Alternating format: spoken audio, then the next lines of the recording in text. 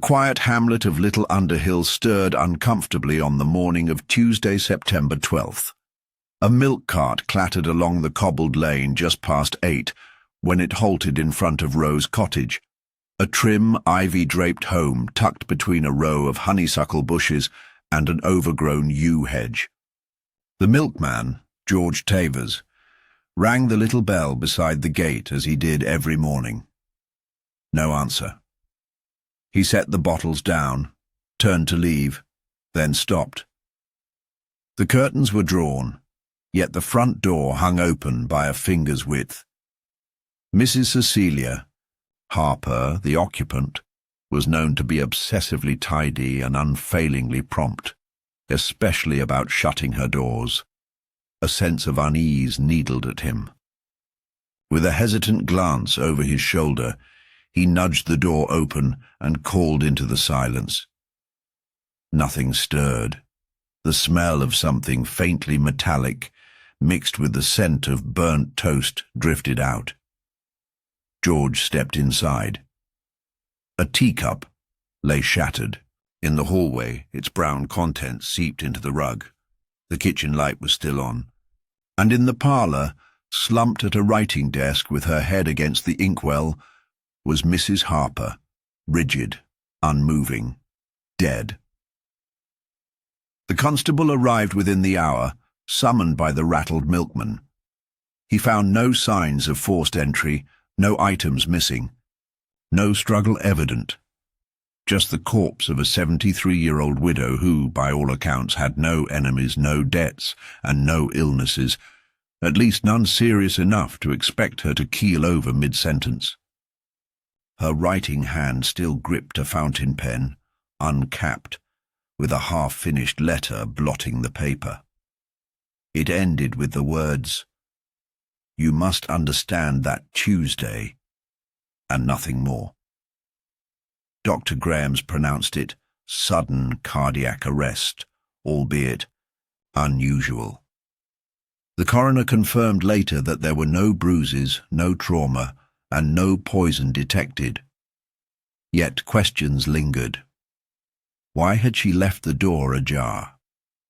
Why was there burnt toast in the oven, left as if she'd abandoned it abruptly? And why the cryptic unfinished sentence in the letter? When the vicar's wife, Mrs. Philby, passed along the tale over tea in St. Mary Mead that afternoon, Miss Marple's knitting needles paused mid-row. "She died on a Tuesday?" Miss Marple asked, her tone light but her eyes sharply focused. "How odd, is it?" Mrs. Philby frowned. "I hadn't thought so." Miss Marple resumed knitting, a faint line forming between her brows. "It's just that Mrs. Harper was rather particular about days.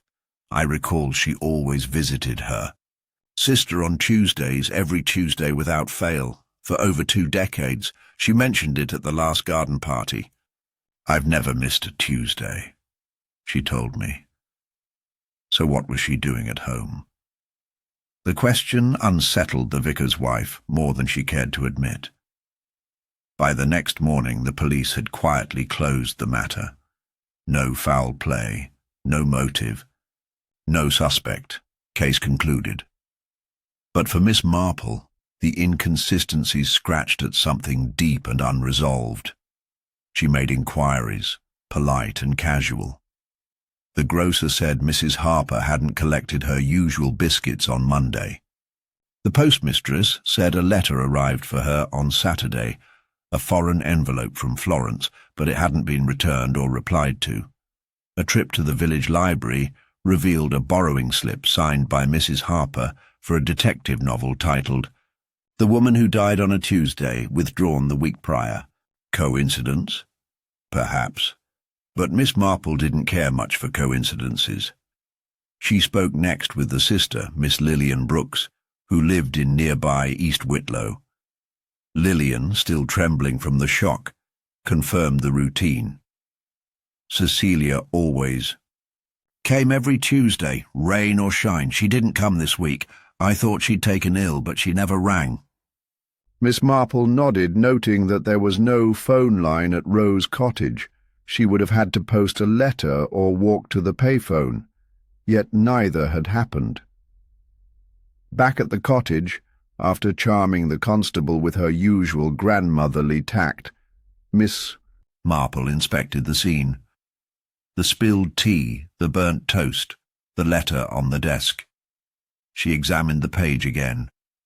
The words, "You must understand that Tuesday," were inked in a hurried, agitated scrawl. The blot showed her hand had paused. Mid-stroke, something or someone had interrupted her. She noticed the pen was dry, the nib crusted. Odd for someone mid-writing. And then, in the waste bin beside the desk, she found something stranger. Torn fragments of another letter, not in Mrs. Harper's hand. Most were illegible, but one piece bore the signature, "Yours in urgency, P." She asked the constable if anyone had visited recently. He shrugged. "Only the cleaner, Miss Redford. Comes every Thursday. Said she hadn't seen anything odd." Miss Marple requested to speak with her. Miss Redford was brisk, well-mannered, and not easily flustered. She admitted to finding the house untouched last Thursday. No dishes, no crumbs, no sign Mrs. Harper had eaten. But she didn't think much of it. Maybe she was out. She had a sister, didn't she? "And you didn't find it strange that she hadn't left a note?" Miss Marple asked gently. "Well, no." Miss Redford hesitated. "There was a letter on the table, half open. Foreign stamp, I think. I didn't read it." That detail returned to Miss Marple with weight. A letter from Florence. A missing Tuesday visit. An open front door, a dry pen, and a final unfinished line about Tuesday. Something had happened that day, and whatever it was, Cecilia Harper had been on the cusp of revealing it when death struck, or was made to look like it had. The mystery deepened when Miss Marple visited the post office again. "Do you keep delivery logs?" she asked. They did. On Monday, no post. On Tuesday morning, one letter delivered, Florentine origin. Yet that letter was nowhere in the house now. Had it been destroyed, removed? Miss Marple's final stop was the library again. She asked about the novel. The librarian, a twitchy man with a fondness for gossip, said it had been returned on Friday. "Odd book," he added. "Not a real detective story. More a confession disguised as fiction, set in a village much like this one." Miss Marple asked to borrow it. That night, by candlelight, she read it cover to cover. The story detailed a woman obsessive about routine who uncovers a secret about a man in her past, a wartime betrayal. On a Tuesday, she prepares to expose him. Before she can, she dies. The twist: the death is natural in appearance, but carefully timed and subtly induced by a rare plant extract undetectable in common toxicology tests. Miss Marple closed the book slowly. Her hands trembled slightly, not from age, but from realization. There was no proof yet, but the pattern, the message in fiction, and the missing letter pointed to something intentional. Someone had wanted Mrs. Harper silenced on a Tuesday. And, whoever they were, they knew enough to make murder look ordinary. The mystery was far from over. The morning sun cast a pale sheen over Rose Cottage as Miss Marple returned, this time not with a tea cake or idle conversation, but with a purpose. She masked beneath a shawl and a calm demeanour. The constable, Constable Rowley, was stationed out front, sipping lukewarm tea from a tin mug, his stance casual, but his brow slightly furrowed. "Still no suspects, Miss Marple," he said as she approached. "It's all rather quiet. The coroner says it was the heart." No foul play. Ah, the heart, Miss Marple echoed softly, peering over her spectacles at the neat picket fence. So often blamed, yet so rarely questioned. She offered a thin smile and gestured gently toward the door. "May I?" Constable Rowley hesitated for only a moment before opening the gate. "Well, I suppose there's no harm." Inside, the house was much the same. Too much the same, Miss Marple thought. The air still carried the stale scent of extinguished life, mingled faintly with the bitterness of overdone toast. She stood for a long moment in the parlour, her eyes trailing across the room, not with a glance, but with a quiet calculation. The letter on the desk untouched, the pen dry, the blotting paper soaked and unmoved. Yet it wasn't the desk that caught her attention this time. It was a small, framed photograph on the mantelpiece, Mrs. Harper, arm in arm with a man in a military uniform, the style dated to the war years. Miss Marple stepped closer, noting a faint crack in the glass across the man's face. Not recent, not accidental. Someone had deliberately pressed a thumb to the glass once, distorting the image underneath. "Her husband died in 47, I believe," she murmured. "No children. But this man—" "Her brother," Constable Rowley supplied, having drifted in behind her. "Peter Harper. Died in Burma, or so they say. She rarely spoke of him." Miss Marple hummed quietly, but her mind was already elsewhere. A brother presumed dead. Letter from Florence. A novel mirroring Mrs. Harper's fate. The threads pulled tighter. She turned her attention to the writing desk again, this time scanning not for what was present but what was missing.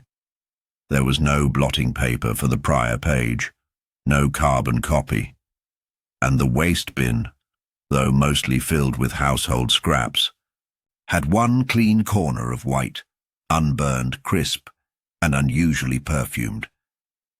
She stooped delicately and retrieved it. Just a corner. But there, in faded violet ink, was the partial name, P. Her eyes lingered on the scent. Lavender. Rare. For a man's stationery. She turned then, slowly, as though the room was speaking to her. The letter, the door ajar, the burnt toast. A sequence, not chaos. A woman interrupted mid-morning routine, someone she trusted, someone she allowed into her home without fuss. And yet, nothing stolen, nothing broken. Just a conversation cut. Off. A line never finished. "You must understand that Tuesday, back in the village, Miss Marple's path took her to Mrs. Cynthia Redford once more. The cleaner was tending to her front garden, elbow deep in rose clippings. She looked up at the approaching figure with mild surprise. "Miss Marple," she said, brushing soil from her gloves. "Something on your mind?" "Only a question or two," Miss Marple replied with gentle innocence. "You mentioned seeing a letter on the table last Thursday. The one with the foreign stamp. I wonder, did you happen to notice if it was still sealed?" Mrs. Redford pursed her lips. "No, I don't believe it was. Half open, I think. Looked like it had been read. The paper inside was sticking out just a touch." "Curious," Miss Marple said, her eyes narrowing just slightly. "Because that letter isn't anywhere now. And I dare say Mrs. Harper would not misplace something she intended to reply to. She was rather meticulous, you see." The cleaner's smile faltered for a moment. "Well, perhaps she threw it out?" Miss Marple replied, pausing as a young boy cycled past with a bark of laughter. But she hadn't yet written a response, and the torn piece I found in her waste bin was on different paper entirely. Violet ink, lavender perfume. Not Italian stationery at all. Mrs. Redford's eyes flickered, barely perceptible, but Miss Marple caught it, just as she caught the brief motion of her hand moving toward her apron pocket, then stopping. "You think someone took it?" the cleaner asked, too quickly. "I think someone didn't want it found," Miss Marple replied, her voice soft and nearly kind, which is not quite the same. There was a pause. The hedge trimmer from the house next door buzzed briefly, then fell silent. Miss Marple studied Mrs. Redford's face. It was composed, but around the edges of the mouth a stiffness had crept. You'd been cleaning there for 3 years, hadn't you?" she asked. "4," the woman corrected. "And never once a Miss Tuesday, I presume." Mrs. Redford gave a tight nod. "But last Tuesday, you didn't see her?" "No." Miss Marple tilted her head. "So how did you know about the burnt toast?" Another flicker, this time not subtle. I must have overheard the constable," the cleaner stammered. "He didn't mention it to anyone. He didn't even notice it himself. I only found it because I looked at the oven." Mrs. Redford's hand clenched slightly, and her voice rose, brittle now. "I've got nothing to do with this." "Oh, I'm not accusing you of anything," Miss Marple said sweetly. "But I do wonder. Who else has access to the cottage besides you?" The cleaner said nothing. The pause stretched. Later that afternoon, Miss Marple stopped by the library once more. The librarian was less twitchy today, perhaps relieved someone was paying attention to something other than overdue fines. "That book," Miss Marple said. "The woman who died on a Tuesday. Do you know who borrowed it before Mrs. Harper?" He blinked. "Why, yes, hold on." He shuffled through the logbook and tapped a name. Redford, Paul Redford. Miss Marple's face did not change, but her mind jolted. Paul. The signature, "Yours in urgency, P." Lavender-scented paper, violet ink, a letter never found, and a novel eerily predictive. She made her way home, slow but deliberate, her thoughts turning not just to Paul Redford, but to the kind of man who would send warnings through fiction, who would reach across borders with a veiled message, and who would stop a woman from speaking with nothing but a pause, a moment, and a plan. She had no proof yet, but her eye had caught the tremors of deception beginning to ripple beneath the surface. And as always, Miss Marple knew, it was never just the heart that failed. The next morning broke with a steady drizzle, casting a grey veil over the streets of St. Mary Mead. Miss Marple, wrapped in a pale raincoat and carrying her modest handbag, made her way down to the local constabulary, not to meddle but to politely request a few clarifications. Constable Rowley, ever wary of elderly interference, hesitated but relented when she mentioned the name Paul Redford and hinted at her discovery in the library logbook. The name meant nothing to him, yet, but her tone made him uneasy. "Can't say I know a Paul Redford," he said, scratching his neck. "Related to Cynthia, you think?" "I rather suspect so," Miss Marple replied calmly. "Brothers, perhaps, or a cousin, someone quite close." With that seed planted, she moved next to the vicarage, where gossip flowed more freely. The vicar's wife, Mrs. Philby, met her with a fresh pot of tea and a hunger for tidings. "Paul Redford," she mused, pouring carefully. "Oh yes, that's Cynthia's younger brother. Came back from the continent last year, I believe. Italy, or was it Spain? Something about his work. Never quite settled. Bit of a drifter, if you ask me. Stayed with Cynthia for a month or two, then off again. Came back just a few weeks ago. Around the time of Mrs. Harper's death, in fact," Miss Marple said softly. Mrs. Philby's hand paused on the teapot. Well, I hadn't connected it, but yes, now that you say it. Miss Marple left soon after, her mind sorting names, dates, and tones.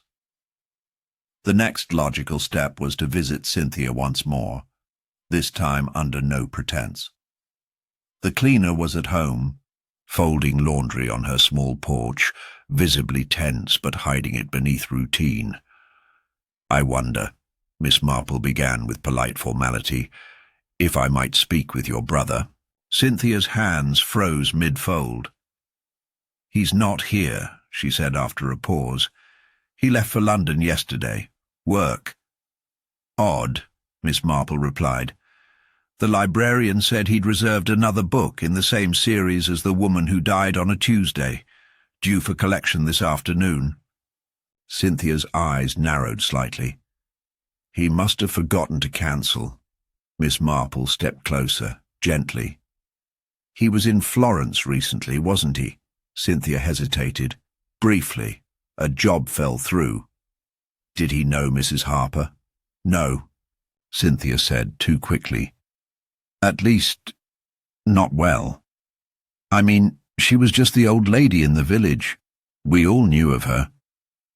Miss Marple gave a slight nod, letting silence stretch just enough for discomfort. Then, without changing tone, she asked, And did you mention to him that you cleaned for her?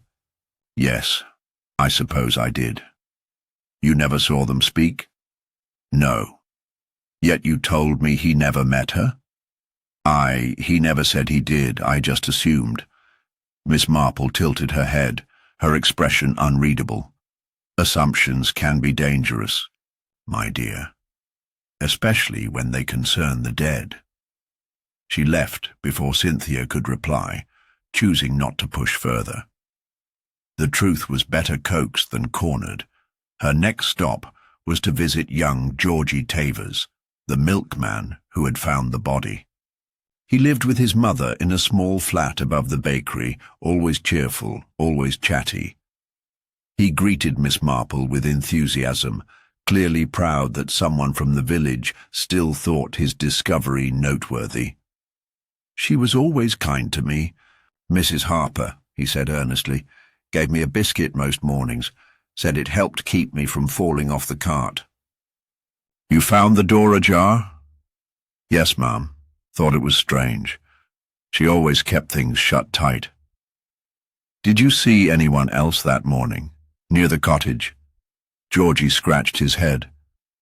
Now that you mention it, I saw a man walking up the lane. Didn't think much of it at the time. Bit too nicely dressed for the weather. Thin fellow, carrying a small leather case, like a music teacher's maybe. Did he go to the cottage? No, just passed by, but I only saw him for a second. I turned back after knocking, and he was further up already. Miss Marple thanked him and walked away slowly. A thin man.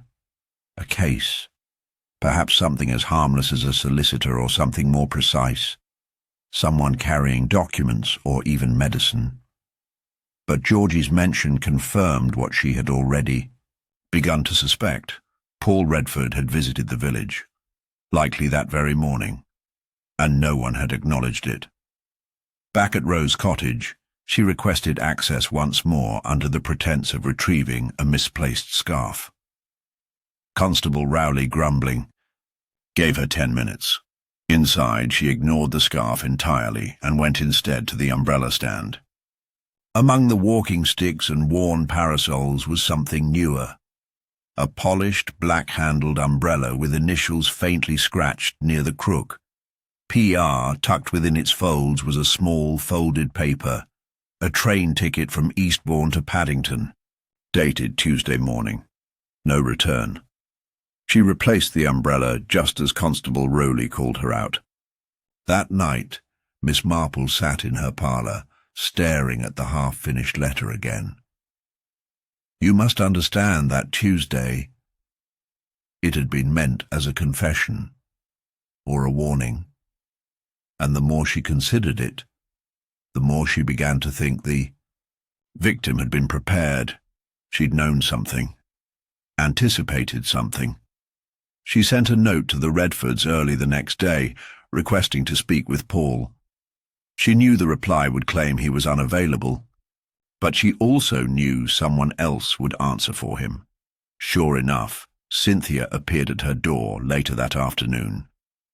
"You're wasting your time," she said coldly. "Paul's gone. Whatever fantasy you're building, you have no proof." Miss Marple folded her hands. "Proof? Not yet. But stories shift when too many tell them. And your story, my dear, has shifted more than once." Cynthia's expression hardened. "You think I helped him do something?" Miss Marple didn't answer directly. "I think your brother knew something. About the war, perhaps. About your past. Or Mrs. Harper's. Something that frightened her. Something she intended to reveal."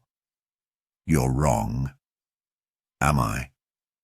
Miss Marple looked steadily at her. Mrs. Harper knew a secret. She wrote it down. Perhaps not in that letter, but somewhere, and when she died, someone thought the secret had died with her. But secrets like that never vanish. They linger in drawers, in half-read books, in the memories of those who cannot forget. Cynthia said nothing, but her silence was heavier than denial. The web had begun to quiver just faintly, but Miss Marple knew it was tightening. Lies were being told, each one carefully chosen, but the contradictions were beginning to show. Paul Redford had returned, not just to visit his sister, but to silence a truth long buried, and Miss Marple would find it, one thread at a time. Rain tapped gently against the windows of Miss Marple's sitting room as she sat before the fire, her thoughts weaving through the tangled maze that had formed around Cecilia Harper's death. It was no longer a question of if foul play had occurred. It was now a matter of why and how, and more pressingly, who. She reviewed every detail in silence, each inconsistency carefully folded into memory. A missing letter from Florence, a brother's sudden return, a fictional murder echoing real life, a dry pen in a dead woman's hand, and a Tuesday missed after decades of devotion. She began assembling the web. First, Paul Redford. The shadow that slipped through the village just before Cecilia Harper died. No official record of his visit, but evidence was stacking. Georgie's sighting, the umbrella with initials, the train ticket, the novel borrowed under his name. Then there was Cynthia, whose story shifted too easily. Her role in the house placed her in the center of the scene, both before and after.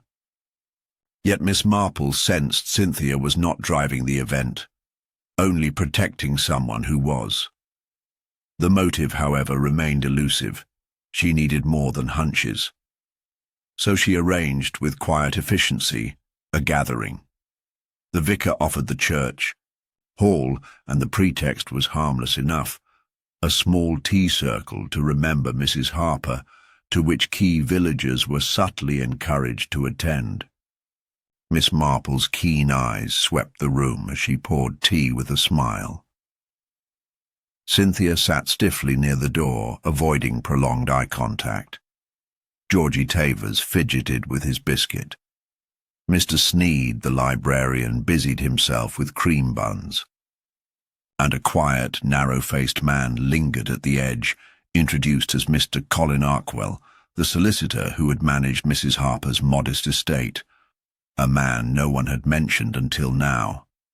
Miss Marple approached him gently, asking after any recent amendments to Mrs. Harper's will. He seemed surprised, but answered obligingly. She made a change 3 weeks ago, very minor, mostly bequeathing her book collection to the village library. The rest remained the same. her estate to her sister. Lillian, a few trinkets to the church, nothing controversial. No new beneficiaries? Miss Marple asked. No, none. Though she did inquire about transferring a sum to someone in Florence. It never materialized. She said she'd follow up. That caught Miss Marple's attention. Did she mention the recipient's name? She didn't. Only that it was someone she hadn't spoken to in years. Someone who might not welcome it. The room grew fainter around her as the phrase turned over in her mind. Someone she hadn't spoken to. Someone who might not welcome it. There was history buried here, and not of the cheerful, reconciliatory sort. After the gathering, she returned home and opened the borrowed copy of The Woman Who Died on a Tuesday once more. A key passage near the end suddenly clicked into place. She had thought silence meant peace, but the past waited patiently behind the door, until the day she reached for the latch. That line, buried in fiction, read now like a warning. The book hadn't been chosen at random. It was a mirror.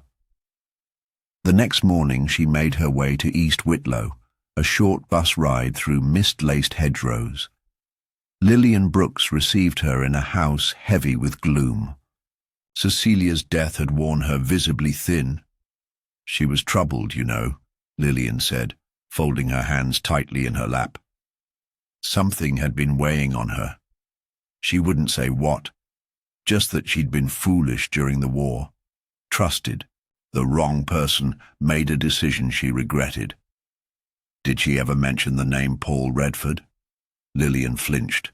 No, but she did say she feared someone from the past might resurface, someone who might not forgive what she'd done.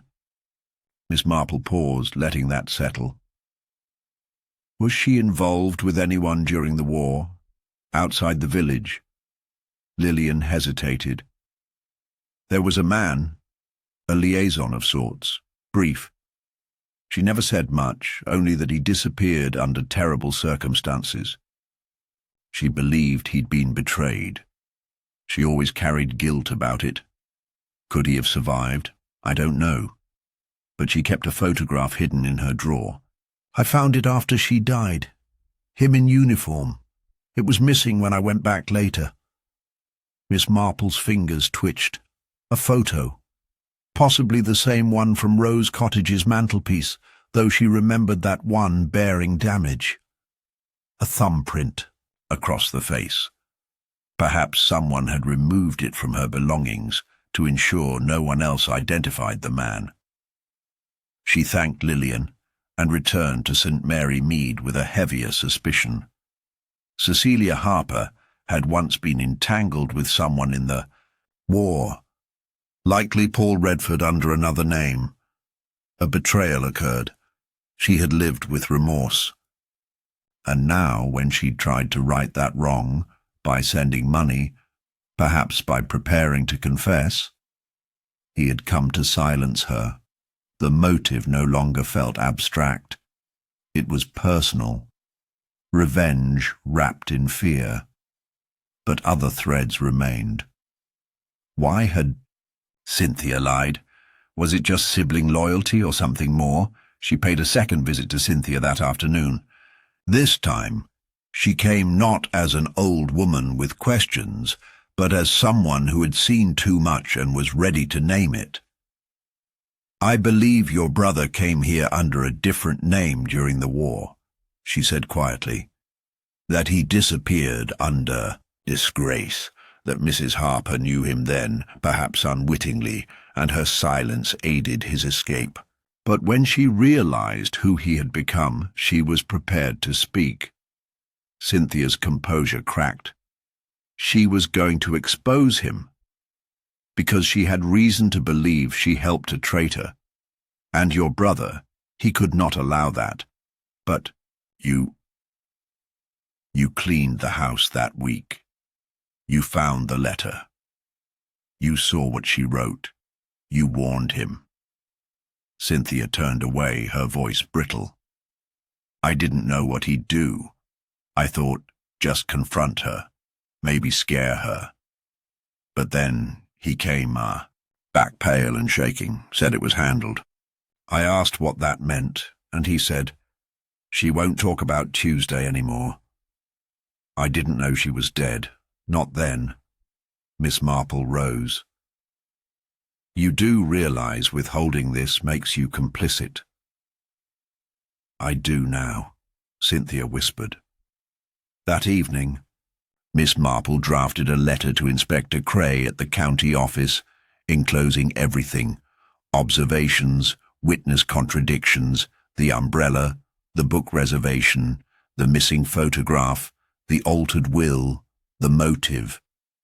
She did not accuse directly. She didn't have to. She simply laid the maze out piece by piece. Every suspect had reason to act. Cynthia, out of guilt and misguided loyalty. Paul, out of fear and revenge. Even Mrs. Harper, in her quiet way, had tried to atone. And in doing so, she had pulled all the hidden threads to the surface. Now it was only a matter of time before the whole web collapsed. 2 days after Miss Marple's letter reached Inspector Cray, the official machinery of justice lurched into motion. The inspector, a neat man with an impatience for ambiguity, arrived in St. Mary Mead by motorcar, and within hours summoned Cynthia Redford for questioning. The town, as always, was quick to respond with murmurs and sideways glances. Constable Rowley stood a little straighter. The vicar's wife made 2 extra batches of scones, and Miss Marple, having lived through enough of these performances, waited quietly as the scene unfolded. Cynthia was seen leaving the station late in the afternoon, pale and tight-lipped. News travelled swiftly that she had admitted to warning her brother of Mrs. Harper's intentions. The discarded umbrella had been recovered, and the ticket confirmed Paul's presence in the village on the very day Cecilia died. It all fit, at least well enough for Inspector Cray. By the next morning, a formal statement was issued. The unfortunate death of Mrs. Harper has been linked to external pressure from a known associate, Paul Redford, whose whereabouts are being pursued by the authorities. There is at this time no indication of further foul play. The village exhaled. The milkman returned to his usual route. The librarian reorganized the war memoirs shelf. Constable Rowley polished his boots. To most, it was a closed case. A troubled woman, blackmailed perhaps, pushed too far by an old ghost. Paul Redford was cast as the obvious villain, lurking now in some foreign corner. But to Miss Marple, the resolution felt thin, unfinished, far too convenient. Her instinct, fine-tuned by decades of quiet observation, told her this was not a story that ended with escape. It was one where something, or someone, remained behind. She returned to Rose Cottage once more, this time not seeking new evidence, but re-evaluating what had already been found. The writing desk still bore the unfinished letter, untouched since the day of the death. "You must understand that Tuesday—" It no longer seemed a confession, but perhaps a warning, interrupted. Miss Marple traced her finger along the rim of the inkwell. Dry. The pen. Dry. The scene frozen. The constable and the coroner had both accepted the illusion, a sudden death at the desk. But had she truly died there? In the kitchen, the kettle was out of place, moved slightly back on the counter. The teacup had shattered by the entry, not by the desk. Why make tea and write simultaneously, in separate rooms? Miss Marple walked the path between the two. Something was wrong with the sequence. If Cecilia had been interrupted mid-tea, Why return to the desk at all? Why leave the oven on? She hadn't. Miss Marple stood very still. Someone had arranged it. If Mrs. Harper had collapsed in the kitchen, why move her to the parlour? Why pose her hand over the pen? Only someone who wanted to suggest a natural death in the midst of routine. Someone who had time. Someone who knew what would and would not be examined. Later that evening, she took her questions to Georgie Tavers again, this time less as an inquisitor and more as a quiet confidant.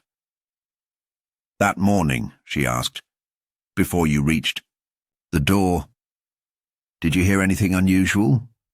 Any voices? Movement?" Georgie shook his head, then paused. "Actually, now you say it, I thought I heard the gate clink, like someone left just before I arrived. But I didn't see anyone." "Did it sound hurried?" "No, just casual, like someone leaving after a visit." Miss Marple thanked him, the pieces slowly turning. The authorities had focused on Paul Redford because he fit the frame too well. A convenient villain, conveniently gone. But if he'd only intended to confront her, and he'd left before the body was found.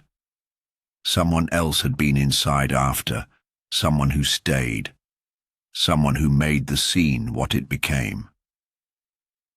The next morning, she made her way to the library, drawn not by curiosity, but by certainty.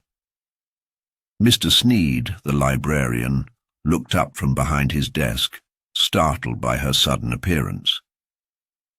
"Miss Marple," he said, "I heard the Redford matters being handled." "Terrible business." "Quite," she replied. "I've come to return that novel, the one Mrs. Harper borrowed before her death." Mr. Sneed reached for the ledger. "Yes, I remember it. Odd how life imitates fiction, or fiction guides life," she said absently. "You know, I found it fascinating that both she and your last borrower, Paul, chose that exact book. Was it particularly popular?" Sneed looked vaguely uncomfortable. "Not really. Bit obscure. And yet 2 readers, both closely tied to this mystery, chose it within a week of each other." She let the silence stretch. "You were the one who recommended it to her, weren't you?" His lips parted slightly, then closed. "I might have mentioned it. She asked for something clever, and I thought, well, she liked puzzles." "Of course," Miss Marple said gently. "And you visited her from time to time, didn't you? She mentioned as much at the garden fete, said she appreciated your insight into her reading." He hesitated too long. "You told the inspector you hadn't seen her in months." Mr. Sneed's hands tightened around the edge of the desk. "I didn't think it mattered." "But it did," she said. "You knew her well enough to enter her home without alarm, to be invited in, possibly even to arrive after Paul left. You found her alone, agitated. Perhaps she told you what she planned to do, report her past mistake. Perhaps she mentioned your name, your involvement." He rose from the desk. "That's ridiculous. Not if she recognized you from the war. Not if she remembered what you'd done. You have no idea what she was capable of." "On the contrary," Miss Marple replied, "I believe she was capable of guilt, of remorse, of attempting to put things right before it was too late. But you—" Mr. Sneed's voice dropped to a whisper. "She was going to ruin everything, over something that happened decades ago." "You smoothed the scene," Miss Marple said quietly. "You moved the body. You placed the pen. You took the letter. You thought if Paul was blamed, it would never come back to you." But Mr. Sneed said nothing. He sat back down, pale and silent, the edges of panic spreading across his face. The mask had slipped. That evening, Miss Marple penned another letter, this one to Inspector Cray. She made no grand declarations, no accusations. She merely presented facts, the inconsistencies in the death scene, the forgotten relationships, the library logs, and a quiet man whose role had been overlooked because he never stood in the spotlight. The authorities had their false victory. But the real villain had remained in the shadows, unnoticed. Until now. Miss Marple sat by her window late into the evening, her knitting untouched in her lap as the final pieces of the puzzle drifted into sharper focus. Outside, the village moved with the quiet rhythm of routine, unaware of the deep current, running beneath the surface of its well-trimmed hedges and flowered lanes. The case, according to the wider world, was resolved. Cynthia Redford's confession had settled the narrative, and the authorities were content to pursue Paul abroad. But Miss Marple, who had spent a lifetime listening more carefully than most, sensed that they had only swept dust from the visible floor. The real matter remained in the forgotten corners. The conversation with Mr. Sneed had left an echo in her mind. His words had not simply revealed guilt, they hinted at something older, deeper. "You have no idea what she was capable of," he'd said. "Not what she did, but what she was." It suggested more than blackmail. It suggested shared history. Miss Marple turned that idea over in her mind. What had Cecilia Harper done? Not just to Paul Redford or Mr. Sneed, but during those shadowed years of war when the village was a very different place. She returned to East Whitlow the next morning under the pretense of checking on Lillian Brooks, but her purpose was more exact. Lillian welcomed her in with tired warmth, still burdened by the recent days.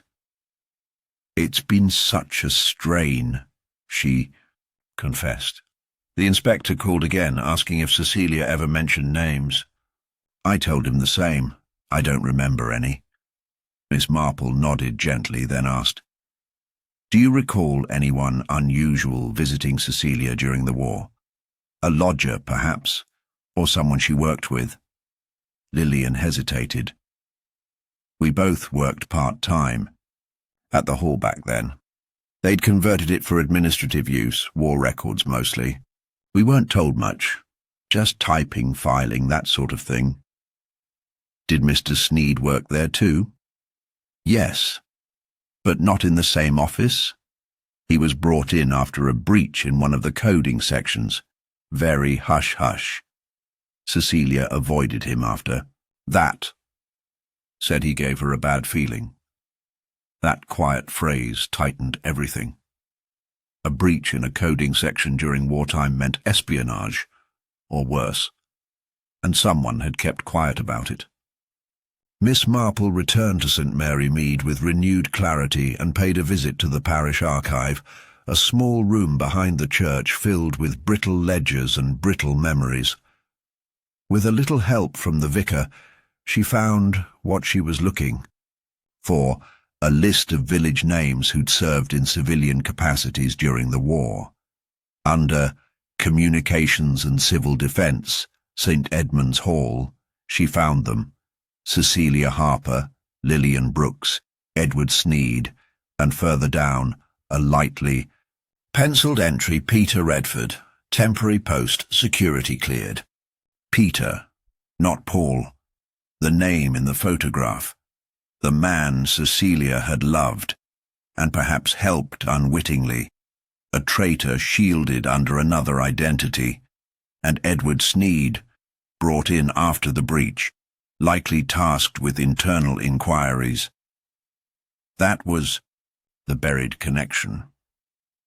Sneed hadn't simply known Cecilia from book chats and library finds.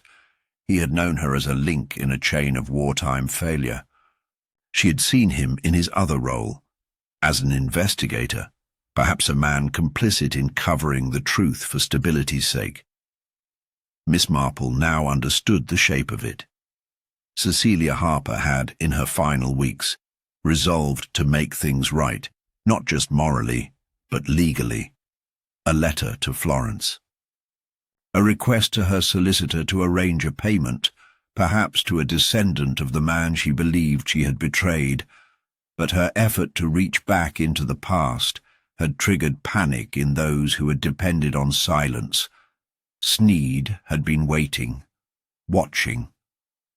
And when Redford's appearance, however brief, threatened to bring it all crashing down, he acted. She returned to the library once more, the air around Mr. Sneed heavy with tension. He greeted her without enthusiasm. "Miss Marple," he said carefully, "I assume you've come to gloat." "Not at all," she replied calmly. "Only to ask you why you did not say that you knew Mrs. Harper from the war." His hands froze. Over a stack of return books. "It's ancient history." "Not if people are still dying because of it." He didn't respond. "You investigated her once, didn't you?" she continued, "or tried to. You suspected she had helped a man escape. A man named Peter Redford." "Peter was a traitor," Sneed said quietly. "He passed code to the enemy. Men died because of him. And you believed she knew? She wasn't stupid," he said, the words cold now. "She was infatuated, protected him, lied to cover for him, and then she vanished into quiet domesticity. No justice, no consequence, just rose gardens and tea, until she decided for some noble reason to reopen it all." "She tried to make peace," Miss Marple replied. "She tried to martyr herself," he spat. "And if she dragged the rest of us into the light while doing it, what then? Trials, public shame. You don't understand, Miss Marple. The war never ended for some of us." There it was, the final confession.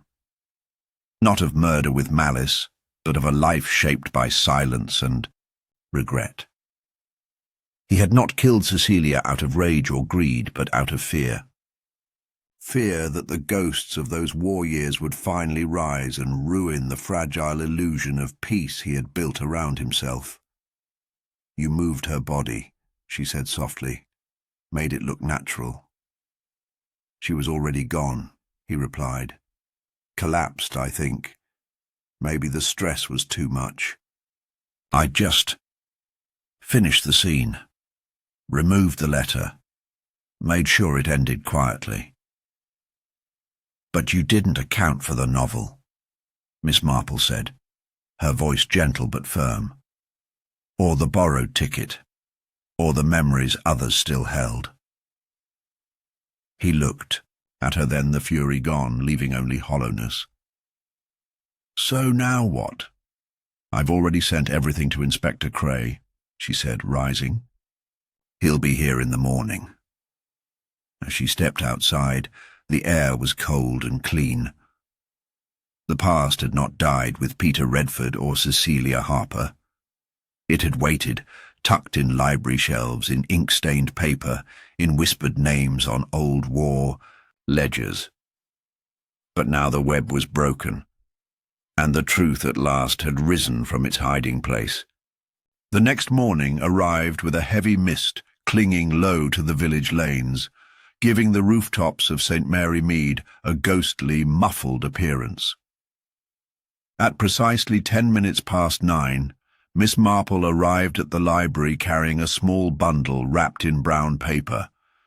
Her step was deliberate, unhurried, and her expression gave nothing away.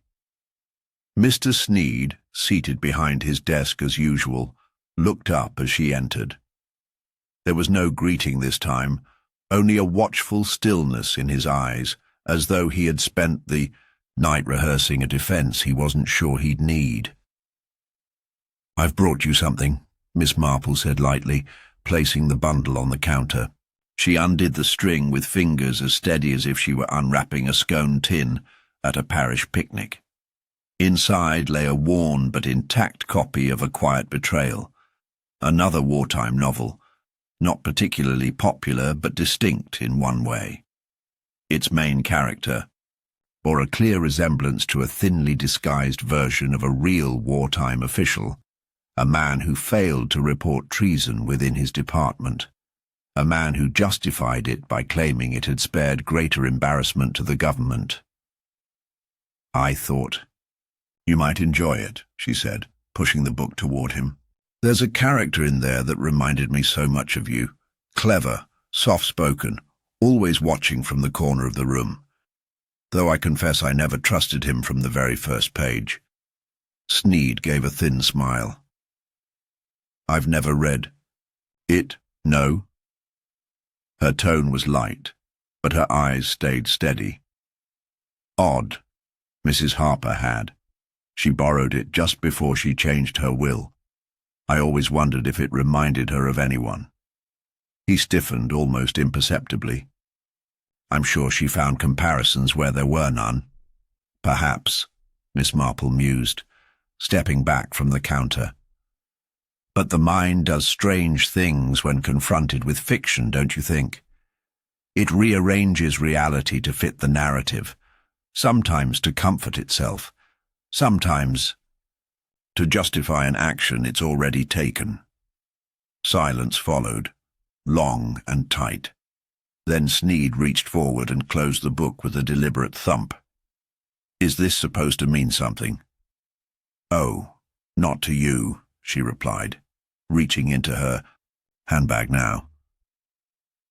"But I did bring one more thing. An envelope. Rather ordinary, really, except for the ink. Violet, with a scent of lavender. Quite a unique combination. You see, I've found where it came from." His breath hitched, just faintly. Thought for some time it might have been Paul or Peter Redford's stationery. But no, it was purchased here, in the village, not in Florence at all. She laid the envelope on the counter. "From the same shop where you buy your paper for those charming library notices. You do them by hand, don't you? With that elegant, slanted script. Quite distinctive." He stared at her, the line of his jaw twitching as though clenching a storm behind his teeth. Then he spoke with a slow coldness. "So I sent her a letter, and perhaps I scented it, and perhaps I hoped she'd read between the lines. Does that make me a killer?" "Not directly, perhaps," she said, "but when she didn't respond, you came. Not to follow up, but to stop her." "You have no proof," he said, barely above a whisper. "Not the kind you fear. But tell me something, Mr. Sneed. Why did you take the woman who died on a Tuesday off the shelf yesterday morning, after it had already been logged as returned?" His eyes flicked up. "I checked the library log. You removed it before I arrived. Perhaps hoping I wouldn't see it again, or perhaps simply uneasy about what it might still reveal." Sneed rose from his chair, fingers tight against the desk. "You think fiction is evidence?" "I think it was your rehearsal," Miss Marple said gently. "Your confession, written by someone else. A safe place to test how it would feel. But it didn't give you peace. It never does, you know. Fiction can only pretend to close things. Life always demands its own ending." The door behind them opened with a soft creak.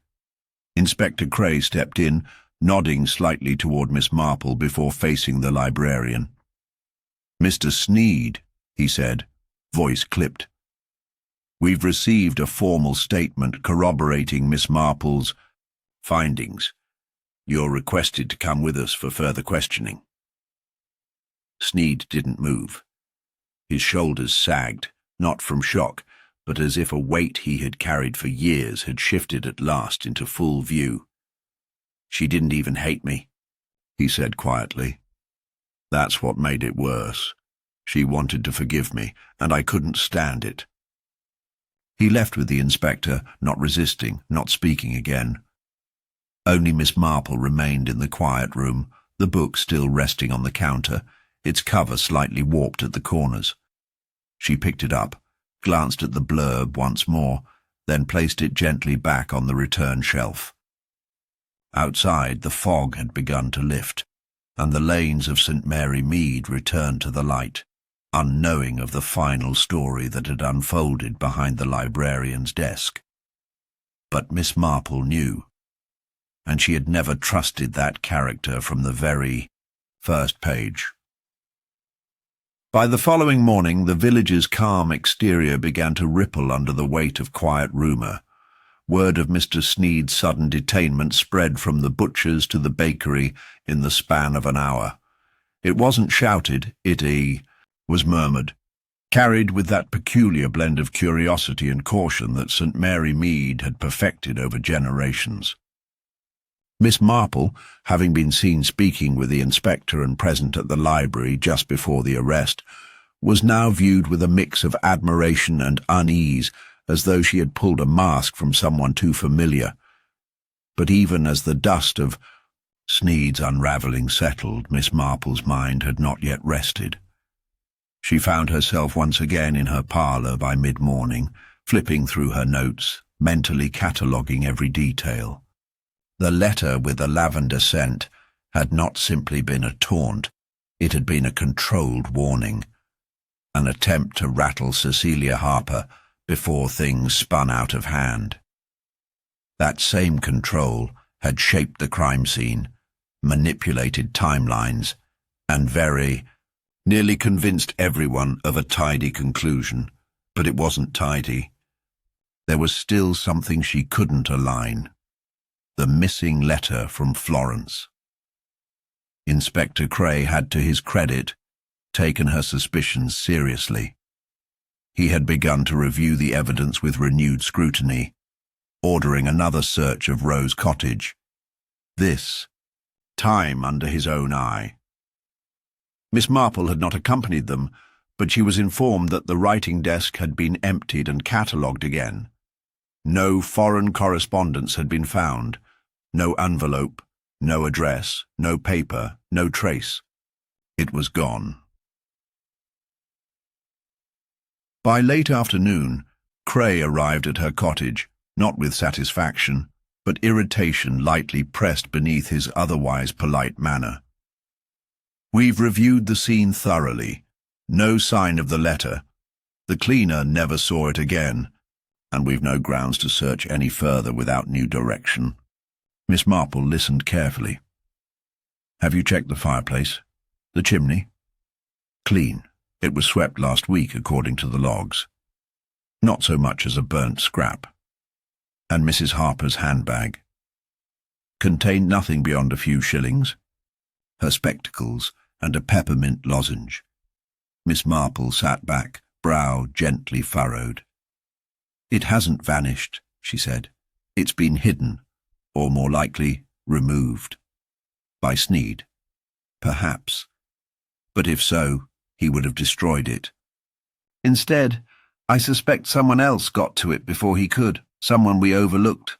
Cray frowned. "You mean Cynthia?"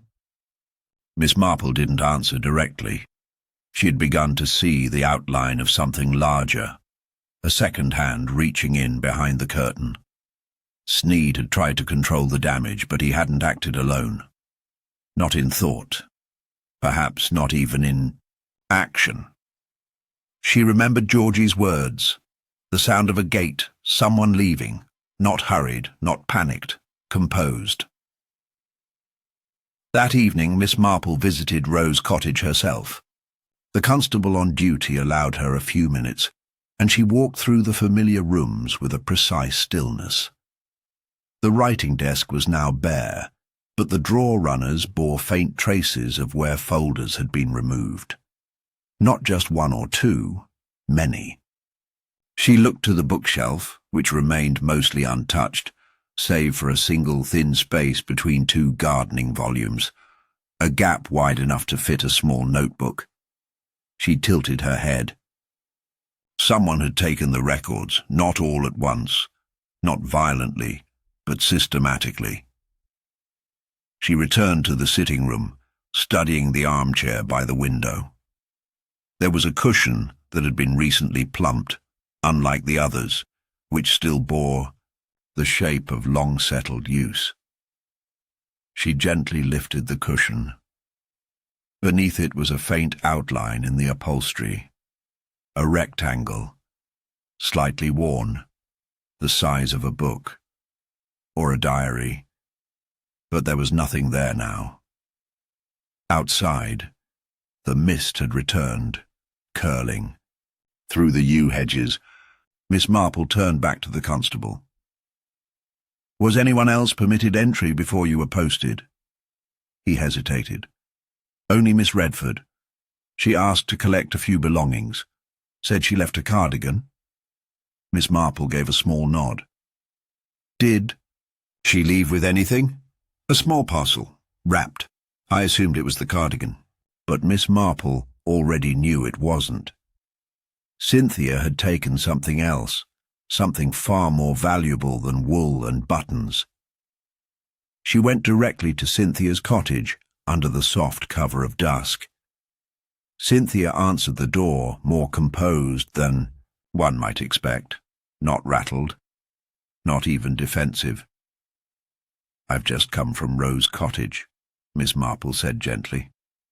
Cynthia said nothing, her fingers tightening on the doorknob. "I believe you took something from under the cushion.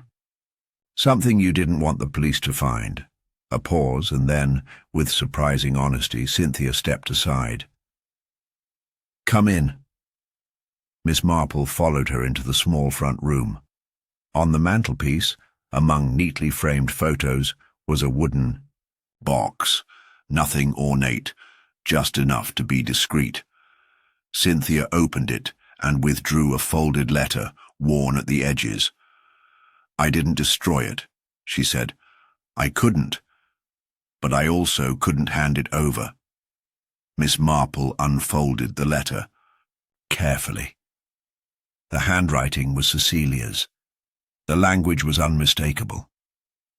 It wasn't a confession, it was a memory of Peter Redford, of the night she spent wondering if her silence had damned him. It wasn't a name she'd hidden. It was a child. She had a son, Miss Marple whispered. "My half-brother," Cynthia said quietly. "She told me just after my mother died. Said she had given him up during the war, and now she wanted to find him again, to make amends." Miss Marple let the silence breathe, the implications settling. Peter, wasn't the father. No, but he knew. He used it against her, threatened to tell, said it would disgrace the family name. She didn't care anymore. But someone else did. "You?" Miss Marple asked, but there was no judgment in the question. "I wanted to protect her," Cynthia said. "I wanted to stop Paul, yes, but I didn't know what Mr. Sneed would do." She said he was watching her again, after all those years. Miss Marple refolded the letter and returned it to the box. "You must give this to Inspector Cray." "I will," Cynthia said softly. "But I needed you to see it first, to understand. My mother was never the same after the war. Now I know why." Outside, the rain had begun to fall. The evidence had nearly vanished, nearly been swept into memory like so much of the past. But someone had cared enough to keep it, not for protection, but for truth. The web wasn't undone, yet, but its strands were exposed. And in the fragile space between guilt and love, trust could begin again, if only barely. The next morning broke unnaturally quiet. Even the birds seemed subdued, the grey sky pressed low over St. Mary Mead, as though warning of something yet to come. Miss Marple sat in her breakfast nook, the remnants of her tea untouched. The letter from Cecilia Harper, now safely in Inspector Cray's possession, had opened a new corridor into the past, one that rewrote everything previously assumed. A child lost to wartime secrecy, a blackmailer from the shadows. And Cynthia, caught between blood and betrayal, had become something more complex than a bystander. But the case, while tangled, had begun to unfold with clarity. Or so it seemed. It was just past 8 when the knock came. Firm, urgent. Miss Marple opened the door to find Constable Rowley pale and breathless, his cap askew and voice clipped with disbelief. "It's Mrs. Redford," he said. "You'd better come." She followed him down the narrow lane without a word, her steps steady, though her chest grew tighter with each turn. They reached Cynthia's cottage. The door hung ajar. Inside, the air was thick with unease. The constable stepped aside as she entered. The front room was undisturbed, neat, almost too neat, but the calm was a facade. Cynthia was gone. Her handbag still rested on the table, her coat hung on the rack, and the wooden box where the letter had been stored was open and empty. No sign of struggle, no shattered glass.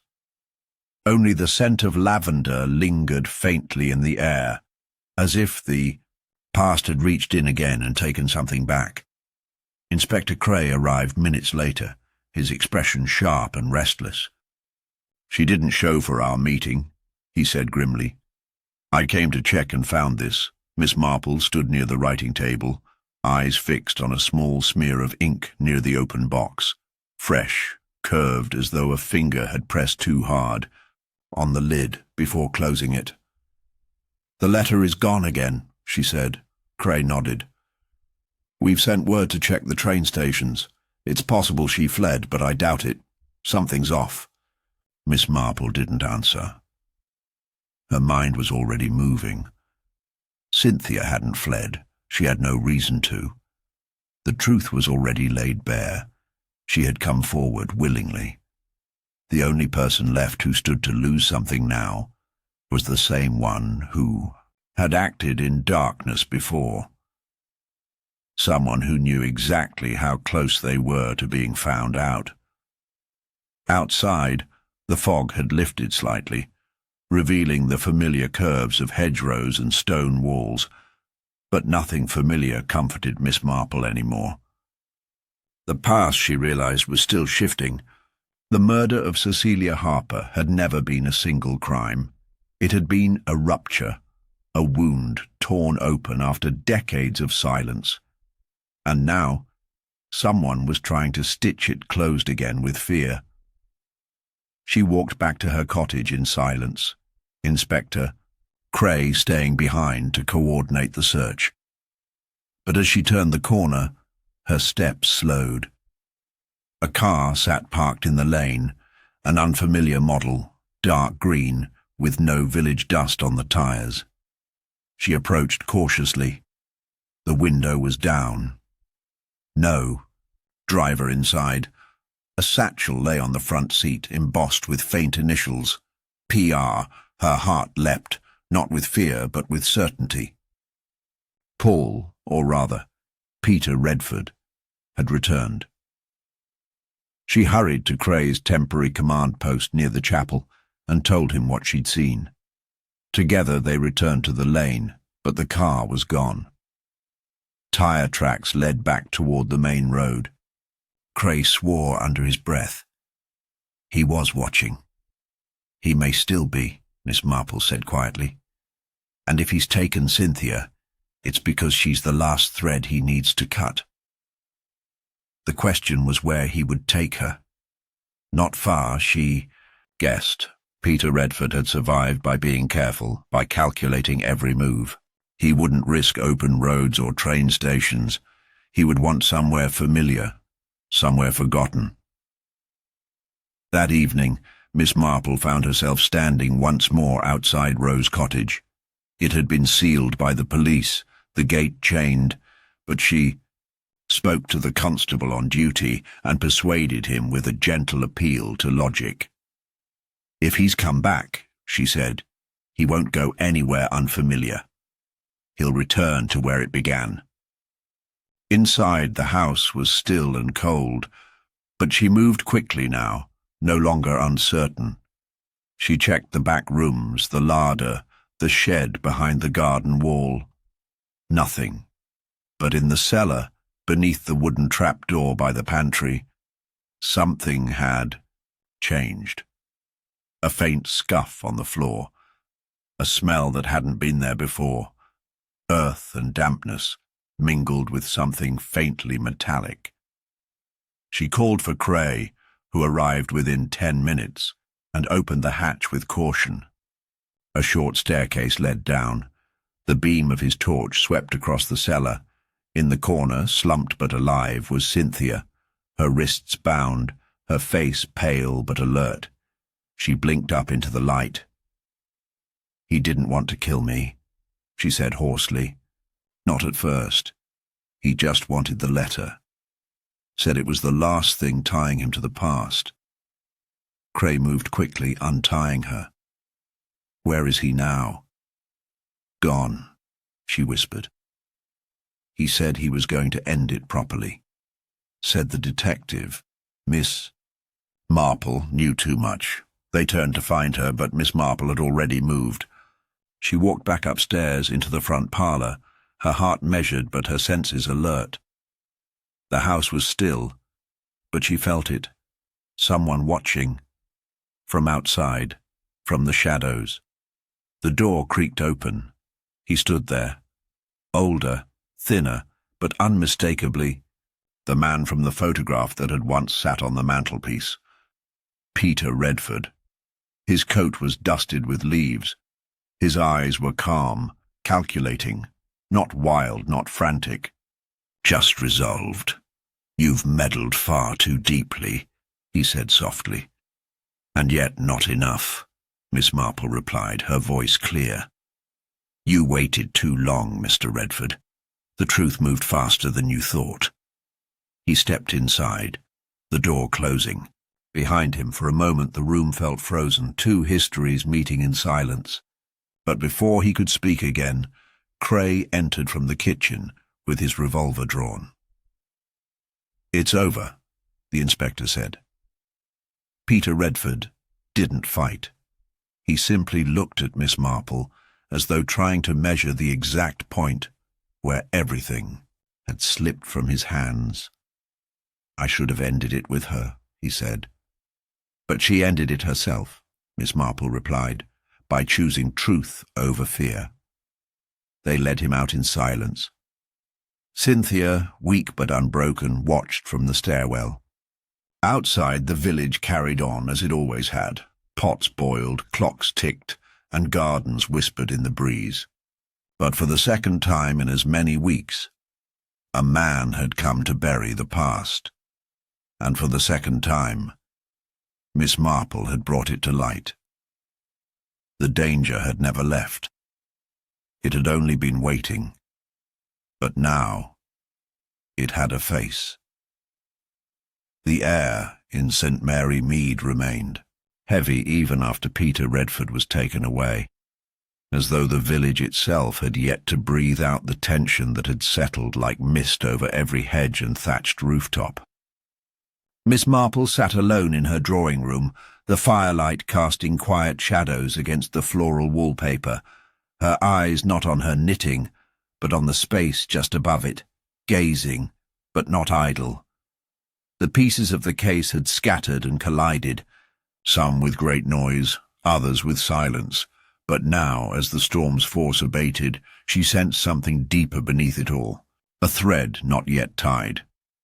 Cynthia had been taken, then found. The letter had disappeared, then returned to the inspector's hands. Peter Redford had been arrested, and with him the last obvious threat. And yet something clung to her thoughts, an unsettled loop that would not close. The facts aligned, the motives stood clear. but she could not dismiss the sense that something vital had remained unseen because it had always been visible. She went back through her notes, penciled in her small, looping hand, retracing the beginning. Cecilia Harper slumped at her desk, an unfinished letter, the pen dry, the toast burnt, the door ajar. Those early details now carried different meanings, reinterpreted through the lens of what had followed. But one detail, long overlooked, pulled at her with new insistence. The letter Cecilia had begun had ended mid-sentence. You must understand that Tuesday, everyone had assumed that the letter's meaning was emotional, an intention to confess. But Miss Marple, having read thousands of people across decades, knew that confessions did not stop at day names. They explained, they qualified, they circled the truth before breaking it. This sentence, cut short by death, wasn't the start of a confession. It was the conclusion of something already in progress, a conversation perhaps, or more curiously, a pattern. She walked to her bureau and took out the copy of the ledger Cray had allowed her to photograph, Cecilia's library, borrowing history. Not just the woman who died on a Tuesday, but half a dozen titles that preceded it over the course of 2 months. War novels, spy thrillers, and one peculiar entry, The Man Who Came on Wednesdays. A slow chill settled over her.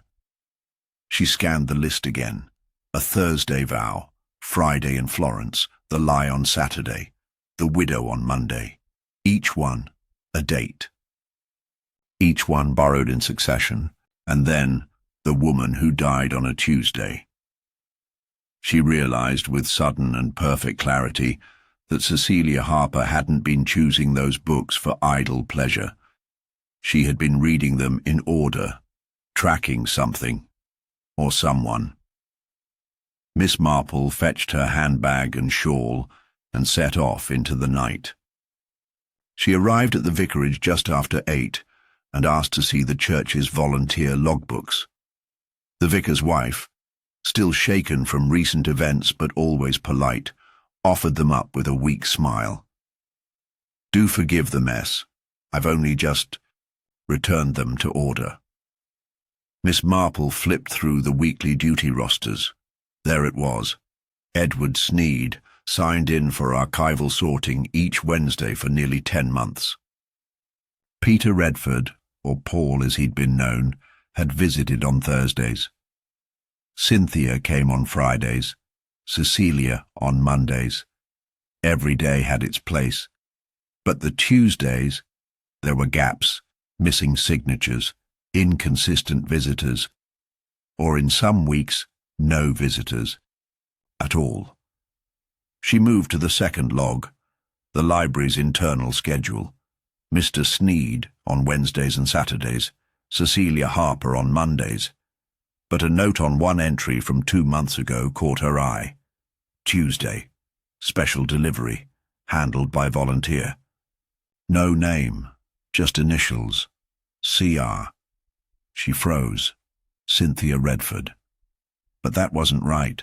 Cynthia had always claimed she only worked Thursdays, and yet there it was, a quiet correction, a reassignment she hadn't mentioned.